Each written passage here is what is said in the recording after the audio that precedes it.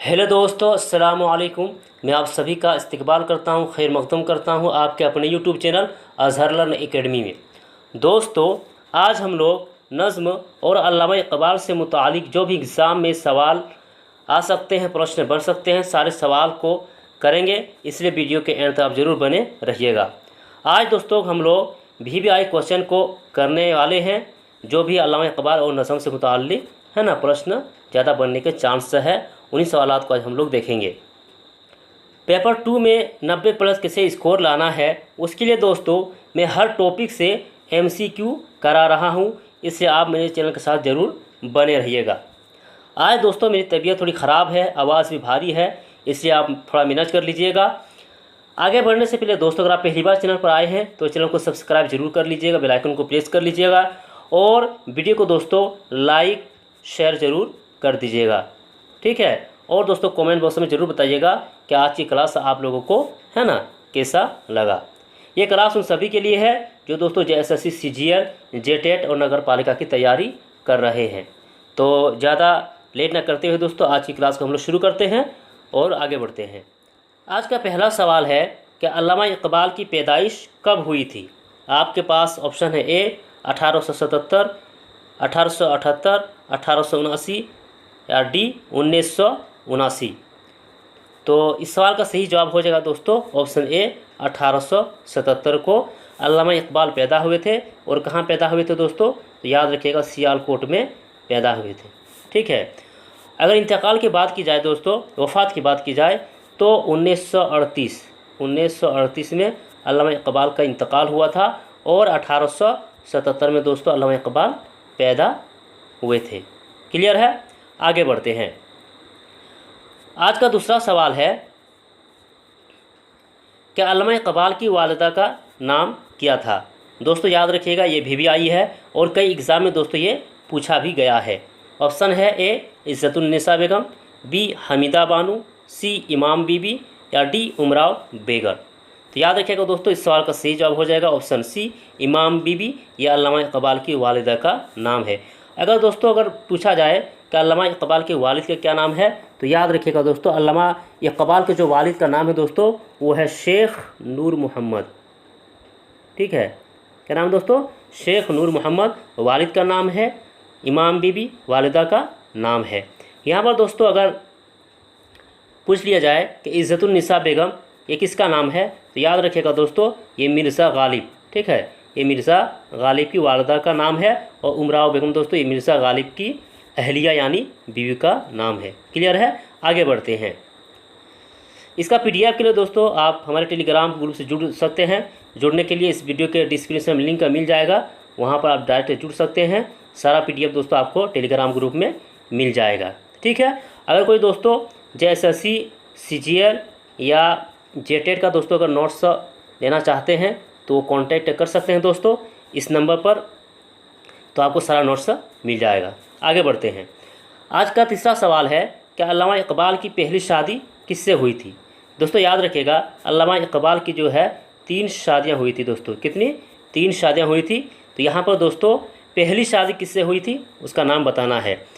A Karim Bibi, B Sardar Begum, C Mumtaz Begum, D इनमें से कोई नहीं। तो याद रखिएगा दोस्तों इस सवाल का सही जवाब हो जाएगा ऑप्शन A करीम बीबी। ये अल्लामा इक़बाल की पहली शादी हुई थी, उसका नाम है। और दूसरी शादी दोस्तों सरदार बेगम से हुई थी और तीसरी शादी मुमताज़ बेगम से। यहाँ पर पूछ लिया जाए दोस्तों अगर अल्लामा इक़बाल की पहली शादी करीम बीबी से कब हुई थी, तो याद रखिएगा दोस्तों 1893 में, ठीक है। 1893 में करीम बीबी से शादी हुई थी। अगर पूछेगा दोस्तों तो यही डेट वाला पूछ सकता है। आगे बढ़ते हैं। अगला सवाल है कि आला तालीम हासिल करने के लिए अल्लामा इक़बाल यूरोप कब गए थे। ये भी दोस्तों VVI है। तो ऑप्शन है A 1903, 1905, 1907, 1909। तो इस सवाल का सही जवाब हो जाएगा दोस्तों ऑप्शन B 1905। 1905 को दोस्तों अल्लामा इक़बाल कहाँ गए थे, तो याद रखिएगा यूरोप गए थे, आला तालीम हासिल करने के लिए गए थे। यूरोप से दोस्तों हिंदुस्तान कब आए थे, तो याद रखिएगा हिंदुस्तान दोस्तों वापसी जो है अल्लामा इक़बाल की कब है दोस्तों, तो 1908 में। 1905 में दोस्तों यूरोप गए आला तालीम हासिल करने के लिए, और 1908 में दोस्तों हिंदुस्तान वापस आ गए थे। ठीक है, आगे बढ़ते हैं। अगला सवाल है, अल्लामा इकबाल ने पीएचडी की डिग्री कहाँ से हासिल किए थे? ऑप्शन ए दिल्ली कॉलेज दहरी, B Kolkata, C France, D Munich university Germany से। तो याद रखिएगा दोस्तों, इस सवाल का सही जवाब हो जाएगा ऑप्शन डी। क्लियर है, आगे बढ़ते हैं। अगला सवाल है कि अल्लामा इकबाल को कहा जाता है, क्या कहा जाता है दोस्तों? यहाँ पर नीचे दिया हुआ है, फ़लसफ़ी शायर, बयानी शायर, शायर मशरिक़ या सभी। तो इस सवाल का सही जवाब होगा दोस्तों ऑप्शन डी, सभी। यानी तीनों दोस्तों अल्लामा इकबाल को कहा जाता था। ठीक है, आगे बढ़ते हैं। अगला सवाल है कि 1923 ईस्वी में अल्लामा इकबाल को सर का खिताब किसने दिया था? VVI दोस्तों। ठीक है, याद रखिएगा। ऑप्शन है ए बहादुर शाह जफ़र, अंग्रेज़ी हुकूमत ने, आसिफुद्दौला ने, इनमें से कोई नहीं। तो याद रखिएगा दोस्तों, अंग्रेज़ी हुकूमत ने। तो इस सवाल का सही जवाब क्या हो जाएगा? ऑप्शन बी, अंग्रेज़ी हुकूमत ने 1923 में सर का खिताब दिया था। किसको? अल्लामा इकबाल को। आगे बढ़ते हैं। अगला सवाल है कि इकबाल ने कौन सी गोलमेज़ में शिरकत किए थे? याद रखिएगा दोस्तों, 3 गोलमेज़ सम्मेलन हुआ था, तो इकबाल ने 2 गोलमेज़ में शिरकत की थी। वो क्या क्या है? तो पहली गोलमेज़ दोस्तों 1931, दूसरी गोलमेज़ 1932, सी दोनों सही है या इनमें से कोई नहीं। तो याद रखिएगा दोस्तों, इकबाल ने जो जिस गोल में शामिल हुए थे दोस्तों, तो वो पहली और दूसरी, यानी दोस्तों ऑप्शन ए और ऑप्शन बी दोनों सही होगा। तो इस सवाल के अनुसार, इस सवाल के हिसाब से ऑप्शन सी सही हो जाएगा। ठीक है, तो याद रखिएगा 1931 और 1932 में इकबाल ने गोलमेज सम्मेलन में गोलमेज में शिरकत किए थे। ठीक है, आगे बढ़ते हैं। अगला सवाल है, अल्लामा इकबाल ने शायरी का आगाज़ किससे किया है? ये भी दोस्तों VVI है। ऑप्शन ए नस्म, बी गज़ल, सी मरसिया, डी कसीदा। तो दोस्तों इस सवाल का सही जवाब क्या होगा? तो याद रखिएगा, इस सवाल का सही जवाब होगा दोस्तों ऑप्शन बी, गज़ल से। अल्लामा इकबाल ने दोस्तों शायरी का आगाज़ किससे किया है? गज़ल से किया है। आगे बढ़ते हैं। अगला सवाल है, अल्लामा इकबाल की पहली मतबूआ नज़म कौन सी है? कौन सी नज़म दोस्तों? मतबूआ नज़म, हिमालय, तराना हिंदी, जुगनू, एक आरज़ू। तो इस सवाल का सही जवाब होगा दोस्तों ऑप्शन ए, हिमालय। दोस्तों ये इकबाल की पहली मतबूआ नज़म है। आगे बढ़ते हैं। अगला सवाल है, अल्लामा इकबाल का इंतकाल कहाँ हुआ था? दोस्तों मैंने शुरू में ये बता दिया हूँ, आप यहाँ पर बताइए। Option A Delhi, B Sindh, C Agra, D Lahore. तो याद रखिएगा, इंतकाल दोस्तों 1938 में कहाँ पर? लाहौर में। तो इस सवाल का सही जवाब होगा दोस्तों ऑप्शन डी, यानी अल्लामा इकबाल का इंतकाल लाहौर में 1938 में हुआ था। पैदाइश 1877 में सियालकोट में हुई थी। क्लियर है, आगे बढ़ते हैं। अगला सवाल है, इकबाल की कौन सी मशहूर नज़्म है जो हिंदुस्तान के बाहर लिखी गई है?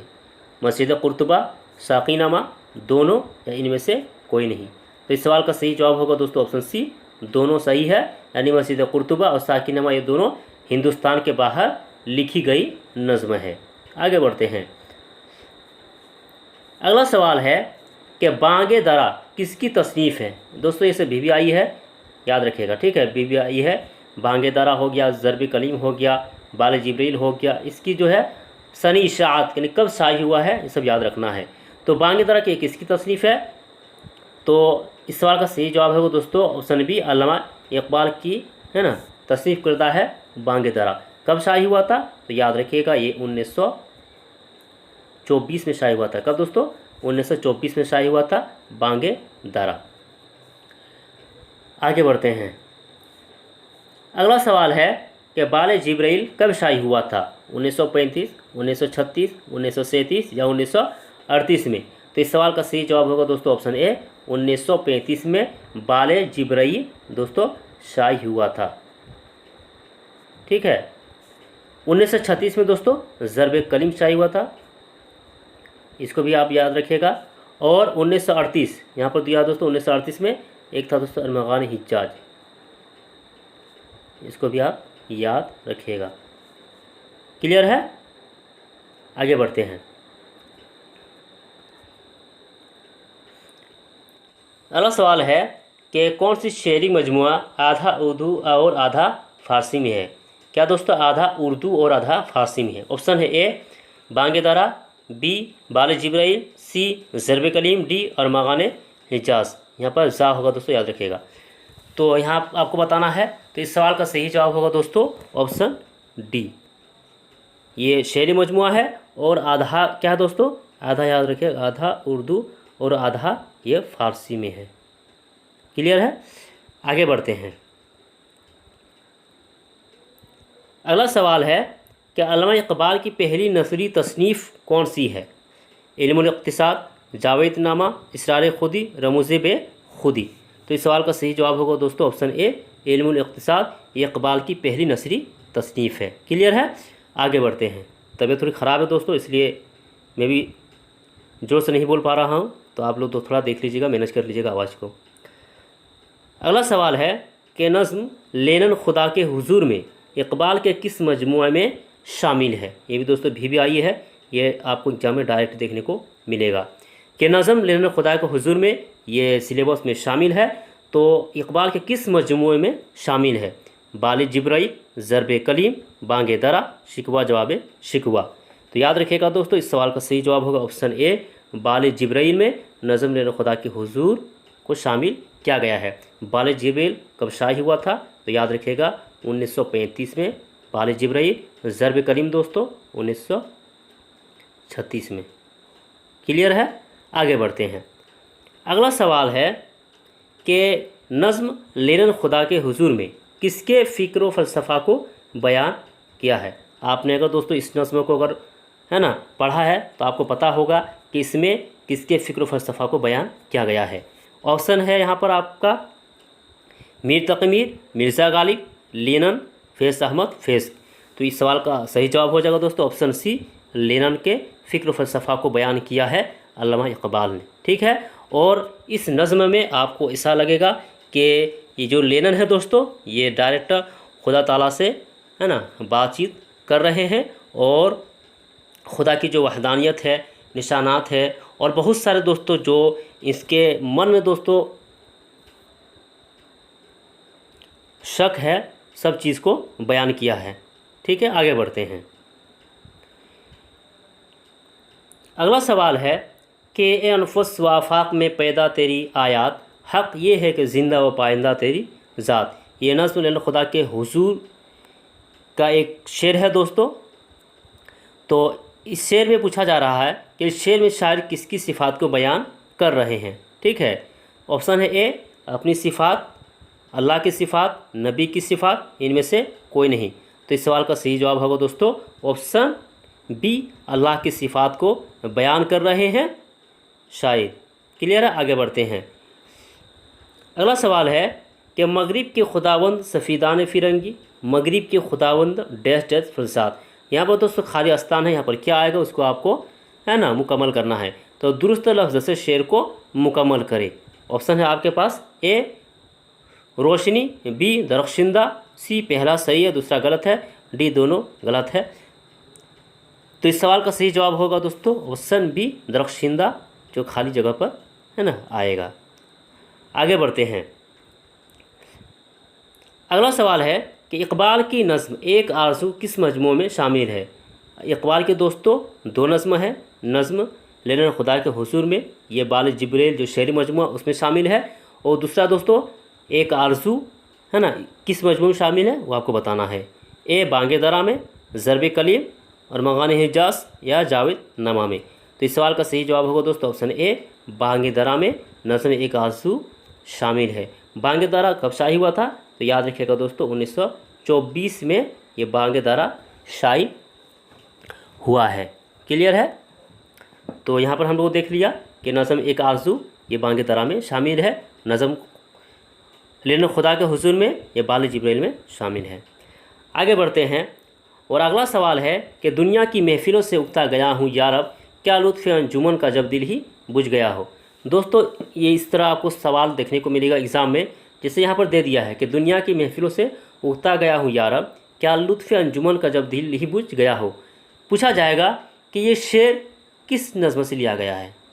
ठीक है, अगर आपको याद है कि ये शेर है ना कहाँ से आया है तो आप बता देंगे, अगर नहीं आप पढ़ें तो आप नहीं बता पाएंगे। तो यहाँ पर जो सवाल पूछा जा रहा है तो इस शेर में शायर किससे मुखातिब है वो आपको बताना है। ठीक है, अल्लाह से, अपने आप से, पड़ोसी से, अपनी माशूका से। तो आप यहाँ शेर पढ़ कर बता सकते हैं दोस्तों कि किससे मुखातब है। दुनिया की महफिलों से उगता गया हूँ या रब, क्या है, क्या लुत्फ़ अंजुमन का जब दिल ही बुझ गया हो। तो याद रखेगा यहाँ पर शायर जो है अल्लाह से मुखातब है। तो इस सवाल का सही जवाब होगा दोस्तों ऑप्शन ए। क्लियर है। अगला सवाल है दोस्तों कि मरता हूँ खामोशी पर, यह आरज़ू है मेरी, दामन में कोह के एक छोटा सा डेंडस हो। यहाँ पर दोस्तों आपको भरना है, तो खाली जगह को पूरी कीजिए। क्या आएगा, ऑप्शन ए मकान, बी झोंपड़ा, सी दुकान, डी कोई नहीं। तो इस सवाल का सही जवाब होगा दोस्तों ऑप्शन बी झोंपड़ा। क्लियर है। ये दोस्तों आखिरी सवाल था आज की इस क्लास का। आगे दोस्तों हम लोग फिर मिलेंगे एक नया टॉपिक, एक नया MCQ के साथ। और अगला जो तो होगा दोस्तों वो फैज़ अहमद फैज़ से होगा, क्योंकि दोस्तों फैज़ अहमद फैज़ का अभी तक हम लोगों ने नहीं किया है। तो फैज़ अहमद फैज़ की जो नज़्म है दोस्तों, 2 नज़्म है, उन दोनों और फैज़ अहमद के बारे में दोस्तों जो भी सवाल बन सकते हैं एग्ज़ाम में, ये सारे क्वेश्चन को दोस्तों MCQ में करा दूंगा। ठीक है।